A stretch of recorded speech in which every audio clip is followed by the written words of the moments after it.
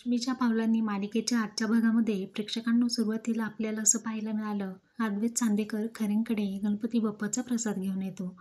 तर काजल सुद्धा तिथे प्रसाद देऊन दोघांची मस्करी करते. आता संगीता टेन्शनमध्ये असते की खरे कोणालाही न सांगता दिल्लीला गेलेले आहे. याच संधीचा फायदा घेत रोहिणी राहुलला सांगते की आज संध्याकाळी गणपती बाप्पांचा हिऱ्यांचा हार तू चोरून नये.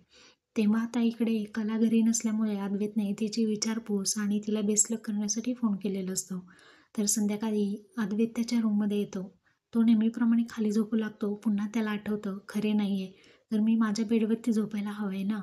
आता तितक्यात त्याचं प्रतिबिंब समोर येतं आणि तो अद्वैतला चांदेकर म्हणतो. अद्वैत म्हणतो, खरेला हा अधिकार आहे मला चांदेकर म्हणण्याचा, तुला नाहीये. आणि बाय द वे तू इथे काय करतोय?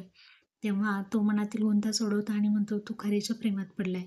आता अद्वैतच्या मनामध्ये गोंधळ असतो की खरे नवरा बायको कसे वागतात आणि तो गोंधळ सोडवण्यासाठी संसारिक प्रश्न तो रजनीला विचारतो आणि खरेंच्या घरून आणलेला प्रसादाचा डब्बा सुद्धा रजनीला देतो. तो विचारतो, अगं संसार म्हणजे असंच असतं का? एक जण रागवल्यानंतर दुसऱ्याने शांत राहायचं. रजनी काकूला तो विचारतो, तुझं आणि श्रीकांत काकांचं कसं आहे रिलेशन? म्हणजे तुला त्यांची आठवण येते का? तर रजनी म्हणते, मला तर येते, मी मनापासून त्यांना स्वीकारलेलं आहे. आणि एवढं बोलून ती शांत राहते.